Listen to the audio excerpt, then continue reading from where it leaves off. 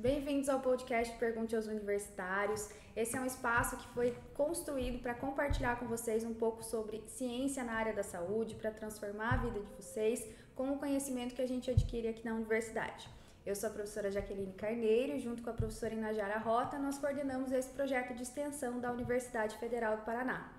Em cada episódio, os alunos do projeto vão se dedicar a buscar mais informações sobre conteúdos que são relevantes, conteúdos sugeridos por vocês e vão trazer aqui pra gente um pouco mais desse conhecimento de forma clara, de forma acessível.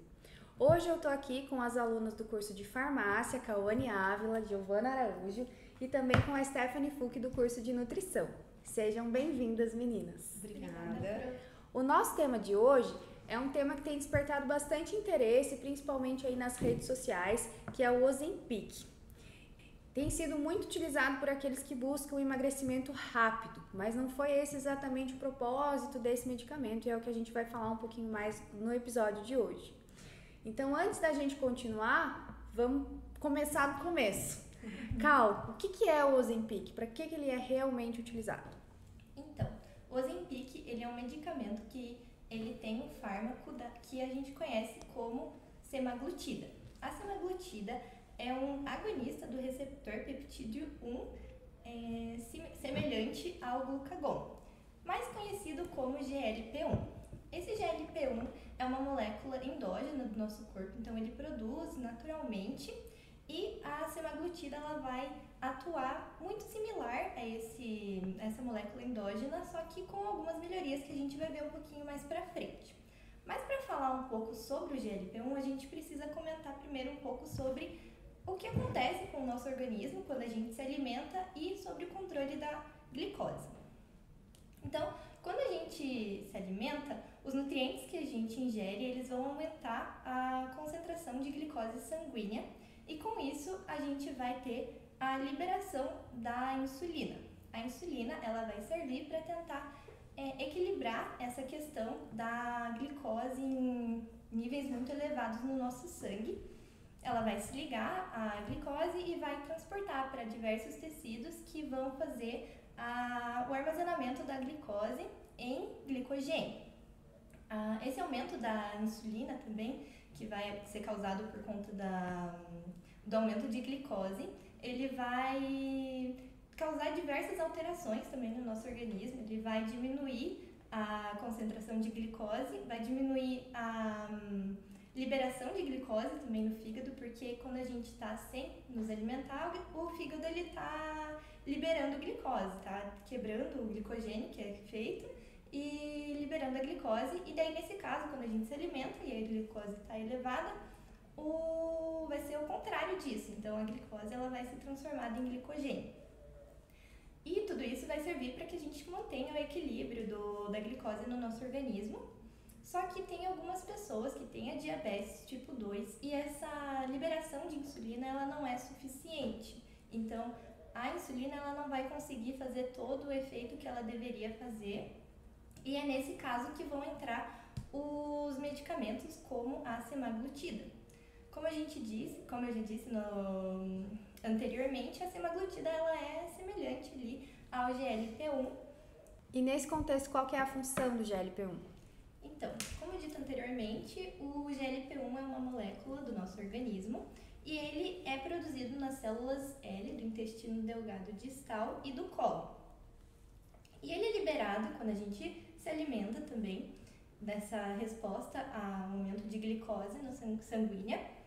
E quando ele é liberado, ele vai se ligar a diversos receptores do nosso organismo, diversos tecidos do corpo, sendo um desses tecidos as células beta do pâncreas, que é um local muito importante para essa função da glicose, porque é ali que a gente vai ter a maior parte da liberação de insulina. Então, basicamente, o GLP-1 vai servir para liberar a insulina para que possa realizar todas as outras funções que já foram descritas, mas também o GLP-1 tem outras duas funções secundárias que vão incluir a diminuição na liberação do glucagon, que é um hormônio muito importante também nesse controle da glicemia, porque ele vai liberar glicose. Então, quando ele é inibido, diminui também a concentração de glicose, além de retardar o esvaziamento gástrico que vai acabar ali causando a saciedade. E se a gente tem saciedade, a gente não ingere alimento. Se a gente não ingere alimento, a gente não tem aumento de gordura no nosso organismo, né? Aumento de glicose no nosso organismo. E nessa situação, a gente tem os agonistas do GLP-1, sendo um deles a semaglutida. Um agonista do GLP-1 é um fármaco que vai atuar ali muito parecido como o GLP-1. Ele vai atuar da mesma forma, só que como ele é um fármaco sintético, ele vai ter algumas modificações na estrutura que vai causar uma melhora na ação desse GLP-1. As modificações que foram feitas na semaglutida permitiu que ela sofresse uma degradação enzimática muito menor do que o GLP-1 sofre normalmente, e isso acabou causando um tempo de meia-vida muito maior. Esse tempo de meia-vida é o tempo que uma molécula dentro do nosso organismo tem para ter os seus efeitos ali no nosso corpo. Então, como ela tem um tempo de meia-vida maior, ele vai acabar sendo um efeito mais prolongado. Um efeito muito mais superior do que o GLP-1, e também acaba que a insulina fica ali muito mais tempo no nosso organismo. Então, dito isso, né, por conta de todas essas ações que a gente tem com a semaglutida, com fármacos análogos ali à semaglutida, a gente tem que o Ozempic, que é o medicamento que contém a semaglutida, ele vai ter a função primordial de tratar a diabetes mellitus tipo 2. Isso é super importante, porque o diabetes tipo 2 está sendo cada vez mais prevalente na sociedade e faltam alternativas terapêuticas para controlar esses níveis de glicose no sangue de forma eficaz, né? Então, isso me parece ser algo extremamente interessante dentro da indústria farmacêutica, dentro das alternativas terapêuticas que a gente tem hoje. Mas se ele é tão legal, se ele é tão interessante, se ele é tão eficaz para tratar o DM tipo 2, por que será que ele tem sido tão falado na mídia? Por que será que ele tem ganhado toda essa atenção aí nas redes sociais? Então, na verdade, o que acontece com o Ozempic, que ele ficou tão famoso, é porque ele promete um emagrecimento rápido, né? E apesar dele ser um remédio indicado para diabetes, ele está sendo associado com a perda de peso, mas dentro do consultório. E o ser humano, né, como um amigo está usando, o outro está usando, eu também quero usar, e tem rumores, né, no mundo científico que o Ozempic ele foi criado, na verdade, ele foi criado para diabetes, mas ele foi veiculado como se fosse para obesidade, para não precisar de receita. Então você vai na farmácia, ele é super bem fácil de comprar. Então um amigo está usando, eu também vou usar, só que aí o que acontece? As doses precisam ser muito bem calculadas dentro do consultório, certo? Então a pessoa que usa sem a prescrição ali para emagrecer, acaba errando na dose. Ela pensa assim, eu tenho mais gordura que meu amigo que está usando, então vou usar uma dose maior. E aí começa a ter vários problemas advindo disso, mas ele causa o emagrecimento. Porque sabe quando você vai num rodízio, por exemplo, de carne, sushi, você fica com aquela sensação de estase? O Ozempic promove aquela sensação. Então você fica saciado, você não tem aquela fome porque você está ali com o esvaziamento gástrico, que foi explicado aqui, é exatamente isso que acontece. A comida fica parada ali no teu estômago e você fica sem querer ingerir outros alimentos, e isso vai, no final do dia, a tua ingestão calórica vai ser inferior do que você costumava ter. Nutrição, ela é muito matemática, né? Para o emagrecimento é muito fácil. Então, você ingeriu menos, você vai emagrecer. Mas o que entra agora, a que custo, né? Porque uma pessoa, fiz lá o uso do Ozempic, uma pessoa que não está sendo orientada por um médico, que não tem acompanhamento nutricional, por exemplo. Eu vou querer emagrecer. Antes eu comia 3 sanduíches do Burger King, sei lá, o salgadinho XYZ. Agora eu vou comer um. Então eu vou emagrecer comendo o que eu gosto. Mas aí é que custo? Porque o Ozempic em doses erradas e um longo tempo, o que vai acontecer? Você vai ter vai prejudicar a tua absorção de nutrientes, então vai te faltar ferro, vai te faltar B12, você vai perder massa magra porque você não tem acompanhamento nutricional. Então, você vai ter a perda de peso, mas a massa muscular vai junto porque você não vai estar orientado a fazer exercício, você só quer emagrecer de uma forma além do que precisa, né? Você vai utilizar um fármaco que não é para isso, mas você vai destinar para isso mesmo não sendo obeso. Então o Ozempic estourou basicamente por isso. Ele promove tudo isso, você emagrece de uma forma que você continua comendo o que você quer, só que você não vai comer tanto igual antes. E até os estudos, tem um estudo de pesquisadores filipinos que eles dizem que pegaram 2 grupos, um grupo controle e um grupo que estava usando a semaglutida, né? E o resultado foi que o emagrecimento foi 10% em relação ao grupo controle com a semaglutida. Então é um emagrecimento bem expressivo, 10% é muita coisa.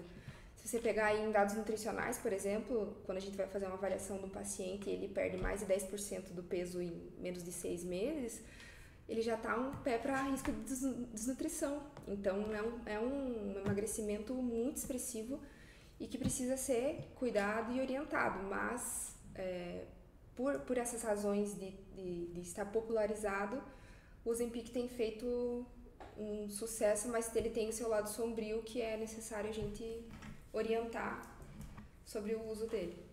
E é exatamente isso, é um lado sombrio, né? Um lado que acaba sendo explorado por razões não adequadas. Além de tudo isso que a Stephanie falou pra gente, por que é um problema tão grande assim as pessoas usarem o Ozempic? Então, como a Stephanie falou, as pessoas acabam relacionando normalmente o emagrecimento muito com a estética, né? E isso é completamente errado, porque uma coisa é você tratar a obesidade, que realmente é um problema, acarreta riscos para a sua saúde. E outra coisa é você emagrecer simplesmente por estética e ainda fazer isso de forma errônea, né? Como a Stephanie comentou, a pessoa pode ter falta de B12, por exemplo. E isso é uma problemática e tanto, né? É doído para a pessoa repor uma B12. E isso tem que ser bem constante. E o principal problema do Ozempic é que ele não precisa de retenção em farmácia da receita. Então, a pessoa chega lá, fala, Ozempic, quero comprar. Às vezes nem pesquisou, mas, eu vi alguém falando que emagrece. Gente, esses tempos eu vi no Instagram que tinha um anúncio da Ozempic na Times Square, em Nova York, e falando que era para emagrecer. Gente, isso é um erro tremendo da sociedade que a gente vive. E isso acarreta inúmeros problemas, né? E algumas pesquisas, elas mostram que os pacientes que usam o Ozempic têm 2 vezes mais chances de desenvolverem alguns efeitos adversos gastrointestinais. Então, a pessoa pode desenvolver náusea, vômito, diarreia, constipação. Então, mesmo para a pessoa que usa o medicamento para tratar a diabetes tipo 2, também é sofrido para ele. O pessoal normalmente costuma procurar uma fórmula mágica, né, para emagrecer. Porque, lógico, é muito mais fácil você, eu pego essa canetinha aqui, custa quanto? Parcela aí no meu cartão, aplico aqui, emagreço um pouquinho, do que você criar uma rotina, né? Do que você conseguir comer o que você gosta, fazer algumas... reeducação alimentar mesmo, né? Sim. E repor vitaminas também. Então, tem toda essa questão envolvida. Então, essa pesquisa mostrou isso. E fora esses efeitos adversos, essas pessoas também têm 2 vezes mais o risco de esses efeitos evoluírem para algo mais grave, como a pancreatite. Então, não é só um negócio tipo, tá bom, beleza, eu vou ter uma nauseazinha, mas eu vou estar magrinha, eu vou estar dentro ali do meu esperado, da minha meta por ano. Mas isso que a Stephanie falou, a que custo? Então, é uma reflexão e tanto, né? Porque até onde você vai pela tua estética?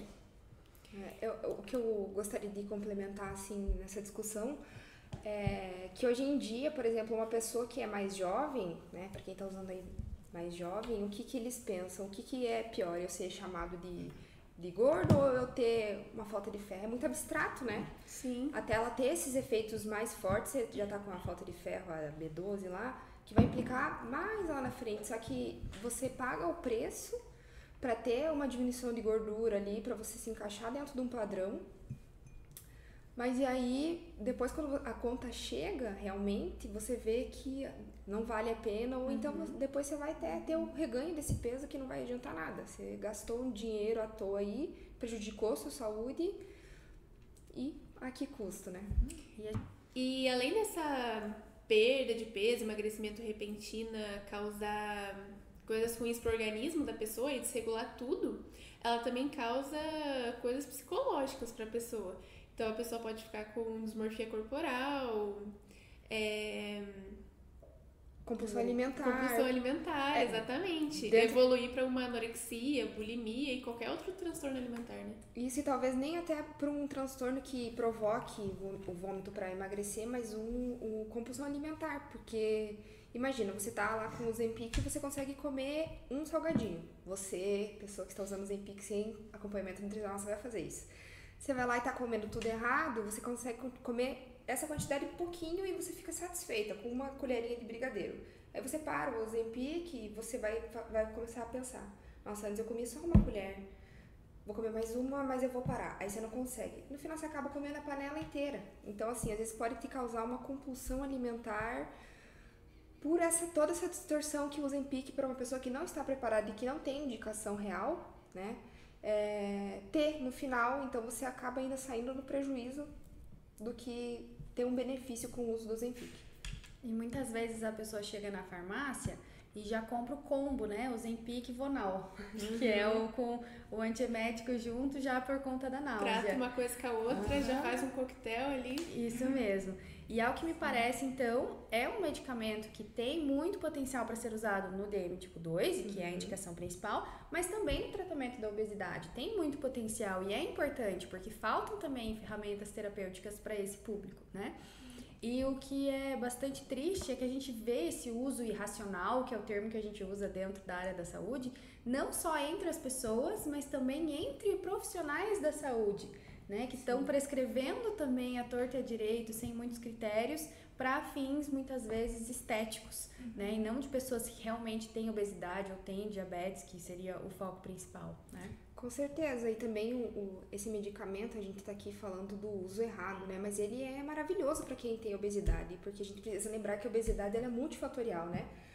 Ou seja, não é só a pessoa tá comendo demais, tem vários fatores psicológicos, metabólicos, psicossociais, enfim, que tudo envolve a obesidade. Não é só você comer além do que você necessita, mas também de você ter hormônios te levando para esse lado, pensamentos te levando para esse lado. E aí, quando você encontra um medicamento que ele te dá uma oportunidade, né, de conseguir se reeducar, porque ele vai te promover a perda de peso, e esse tempo que você está utilizando tendo obesidade, você pode, com um nutricionista, né, com acompanhamento nutricional, você vai começar a aprender a lidar com isso, melhorar a tua relação com a comida.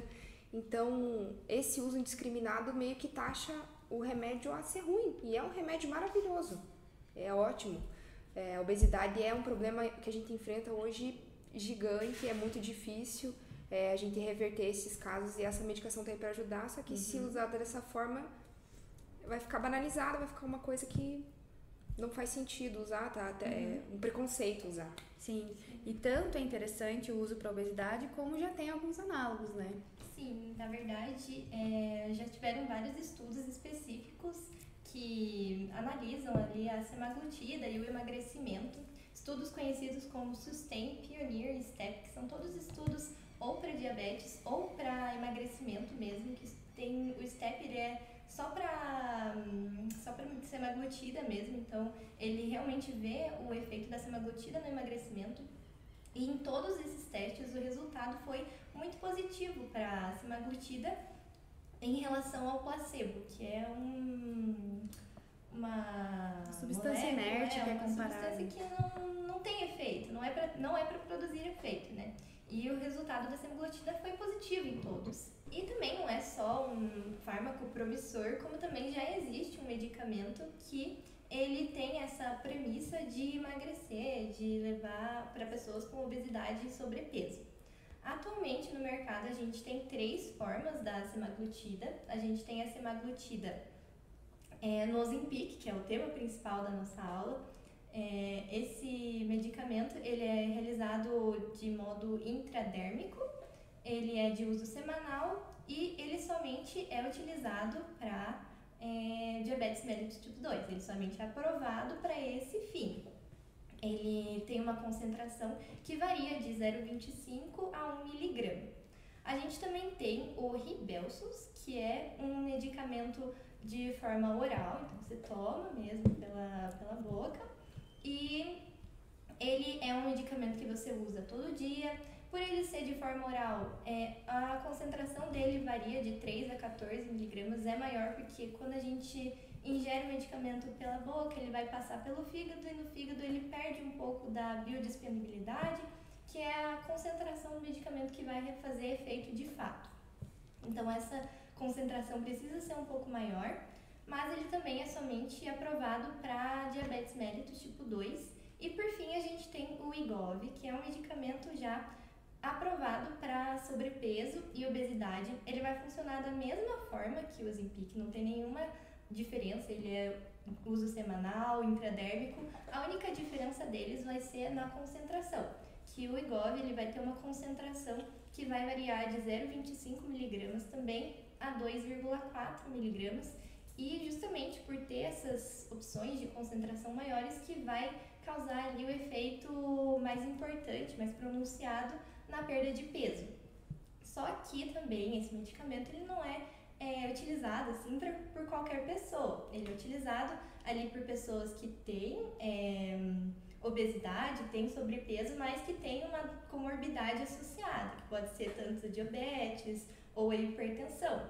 Então também não é assim uso livre para qualquer pessoa, mas existe já esse medicamento que tem essa premissa única e exclusivamente de auxiliar no sobrepeso e obesidade. Sim, justamente porque tem essa evidência de que funciona, né? Dentro desses contextos e dentro desse acompanhamento adequado.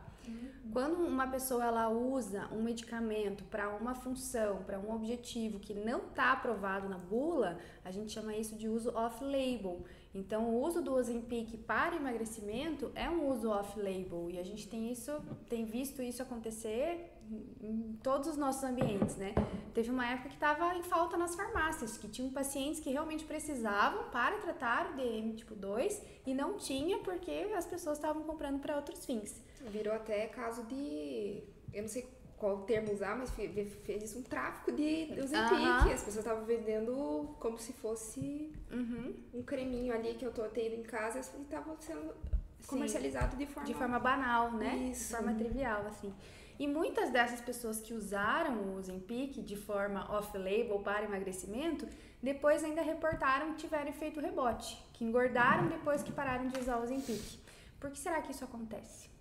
Então, dentro da nutrição, assim, quando a gente vai estudar o emagrecimento, quando uma pessoa emagrece, ela começa a diminuir sua ingestão calórica, né? Igual eu falei antes, o emagrecimento e a nutrição é muito matemático. Então, assim, quando ela perde 1 quilo de gordura, o corpo já dá uma assustada.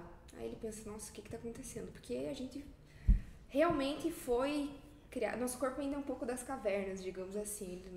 O metabolismo dele é maravilhoso, nosso corpo é maravilhoso, mas ele pensa assim, a minha reserva de energia tá indo embora.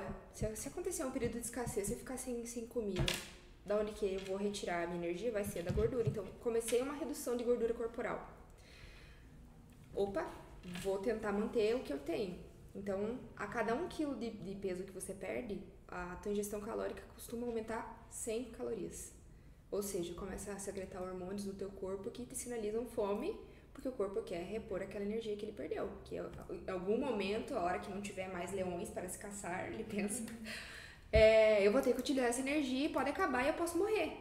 Então, além dele aumentar a tua fome para você começar a comer mais, ele diminui teu gasto calórico a 20 a 30 calorias, ou seja, ele quer te deixar mais em repouso para você não gastar mais energia e faz você comer mais.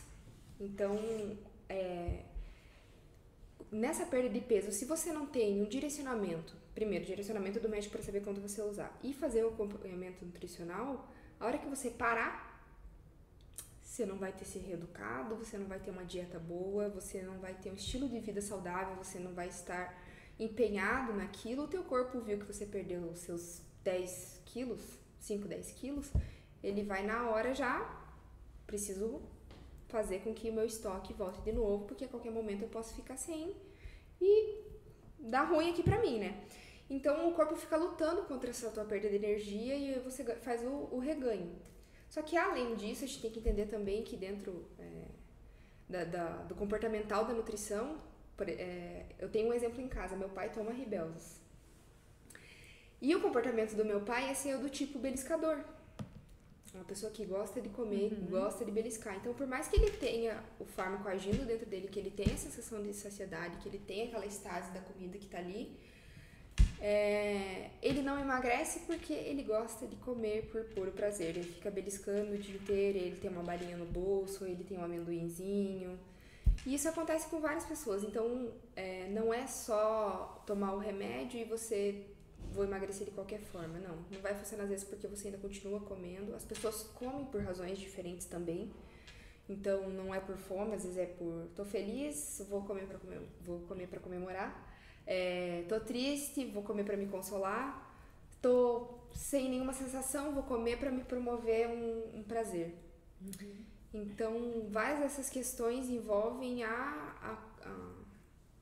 como é que diz, como que você tem a tua relação com a comida. Parte comportamental isso, mesmo, a parte né? comportamental, para você poder associar isso. Então, assim, puxando a sardinha de novo para nutrição, você precisa de um acompanhamento nutricional para você ter esse tempo que você está perdendo peso, mas você está se reeducando, entendendo o que é comer e por que comer e que horas comer. O que comer é o mais importante. Porque o nutricionista bom não é só o que faz te dar o cálculo, mas é o que faz você aderir à dieta, né? Então, nunca se esqueçam, dieta é com nutricionista, não é com médico, também tem isso. E aí vai acontecendo tudo isso. O Ozempic emagrece, mas o teu corpo luta, e a gente tem sempre essa briga que emagrece, não emagrece, e é o famoso efeito sanfona. Ou seja, não existe um remédio milagroso, né? Existe algo multifatorial. O Ozempic e os análogos aí da semaglutida que são aprovados para esse fim são ferramentas que vão auxiliar no tratamento da obesidade. Não é um remédio milagroso, nem para quem tem indicação, muito menos para quem não tem indicação, né? E o que eu acho bastante curioso é que as pessoas muitas vezes falam: eu não vou me alimentar bem porque é caro comprar comida saudável. Não vou no nutricionista porque é caro uma consulta com nutricionista. Mas aí, para comprar um Ozempic, vai lá e compra. E a gente ouviu muito dessa reclamação, né? De, nossa, como é caro, por que é tão caro? Eu acho que essa é uma resposta que a gente podia dar pro pessoal, né? Por que é tão caro? Então, pra gente entender, antes de começar a reclamar do preço dos medicamentos, a gente tem que entender como eles são fabricados e produzidos, na verdade, né? Então, o estudo começa bem antes. A gente começa lá desenvolvendo as moléculas, os compostos, e tem todo um caminho até chegar na fase clínica ainda, que são quando milhares de pessoas testam aquele medicamento, é comparado com efeito placebo, também tem a fase pré-clínica e também tem a parte desses assuntos um pouco mais burocráticos, que liga a Anvisa, ao Ministério da Saúde e todo esse tipo de coisa, né? E no caso do Ozempic, a empresa que criou ele lá em 2012, como elas foram a primeira a realmente criar, o Ozempic atualmente ele é um medicamento de referência. E quando você cria um medicamento de referência, a empresa tem uma patente desse medicamento. Então, é por isso que a gente não vê outros exemplos para a gente comparar o preço do Ozempic. Por quê? Porque quando a empresa tem essa patente, não pode surgir de nenhuma outra marca e muito menos o genérico para competir, que normalmente é mais barato, né? E a patente, ela é da empresa justamente para que aconteça um monopólio, para que a empresa consiga se recuperar de todos os gastos que foram necessários para o desenvolvimento daquele medicamento. E no caso do Ozempic, a patente vai até o ano de 2032. Então, eles vão praticamente, na verdade, somente eles vão fazer o medicamento e vai ser o preço deles. Mas a boa notícia é que depois, quando essa patente acabar, daí sim outras empresas podem fazer e também pode vir a versão genérica, que é mais barata, mais acessível. extremamente relevante, porque a indústria, então, ela tem gasto com matéria-prima, com recursos humanos, com tecnologias, tudo isso demanda muito, né, tempo, e é natural. Isso acontece com todos os medicamentos, não só com o Ozempic. No caso do Ozempic, ele é ainda um pouco mais caro porque tem uma tecnologia diferente, né, a questão de ser um injetável e tudo mais. Tem muitos grupos de pesquisa e empresas trabalhando hoje para trazer novas formas de administração, porque nem toda molécula a gente consegue fazer um comprimido dela, mas logo, né, isso já vai ser mais viável também, ainda mais viável do que já está sendo, justamente por conta de estudar cada vez mais esses compostos e melhorando cada vez mais essa tecnologia. Bom, eu acho que vocês conseguiram tirar várias das dúvidas que já tinham nos mandado aí sobre esse tema. E para a gente concluir, o que vocês deixam de mensagem, de ponto para reforçar aí sobre o uso do Ozempic? Olha, o que eu acho mais interessante, assim, dentro da nutrição que eu posso contribuir para concluir esse podcast é que, assim, a gente tem que entender que o Ozempic, ele é secundário no emagrecimento. Ele é, sim, um tratamento para obesidade, que é uma doença multifatorial, mas o que a gente precisa entender é que a base tem que estar muito sólida para você utilizar o Ozempic. Então você começa a utilizar, você precisa sim de um acompanhamento nutricional, você precisa aprender, é um momento que você tem para reeducar sua mente, para você fazer as pazes com a comida e depois conseguir manter isso, porque o sucesso vai estar aliado a quê? Uma boa alimentação, um sono excelente, prática de atividade física. Você pode emagrecer sem atividade física? Pode, mas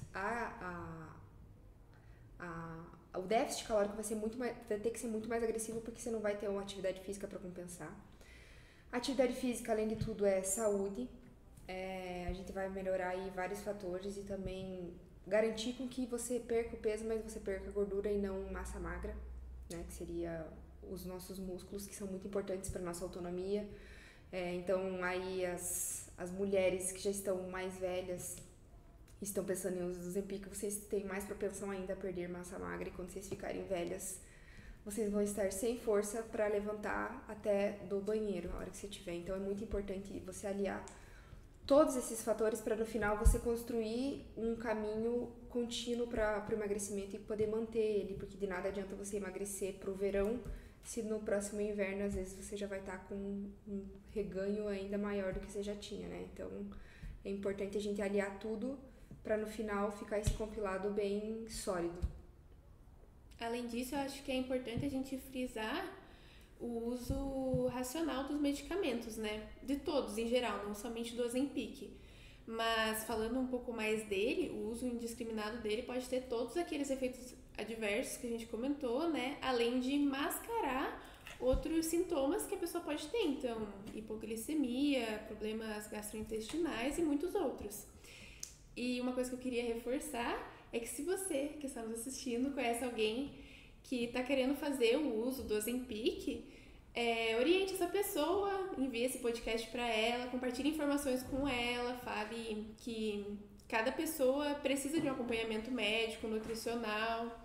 Então, né, somente para complementar ali o que a gente disse, realmente o Ozempic, ele não é um vilão, ele só pode se tornar um vilão quando é utilizado de maneira indiscriminadamente, mas ele não é um vilão tanto porque ele é um medicamento e ele é um medicamento que foi produzido para tratar uma doença que é diabetes mellitus e também ele pode ser utilizado no emagrecimento, na obesidade, caso seja ali o Wegovy, que é um medicamento que tem o mesmo fármaco, o mesmo princípio ativo que tem já essa indicação. Então, o Ozempic é utilizado para diabetes mellitus, o Wegovy para esse fim de sobrepeso, obesidade, mas que não são nenhum vilão porque ambos são importantíssimos para tratamento de algumas doenças que são sérias e que são muito preocupantes, né, na atualidade, porque são doenças que tem uma grande porcentagem de pessoas que possuem e que não tem outros caminhos a não ser utilizar esses medicamentos. Obrigada, meninas, por tirarem esse tempo de pesquisarem, de compartilharem as coisas aqui com a gente. Tiraram muitas das minhas dúvidas também. E chegamos ao fim desse episódio. Se você achou que ele foi útil para você de alguma forma, se tem alguém aí do seu círculo que vai se beneficiar desse conteúdo, compartilhe, acompanhe a gente lá nas redes sociais e fique ligado aí nos próximos episódios, que a gente vai estar sempre trazendo coisas novas para vocês. E eu acho que agora você já sabe, né? Em caso de dúvidas, pergunte aos universitários.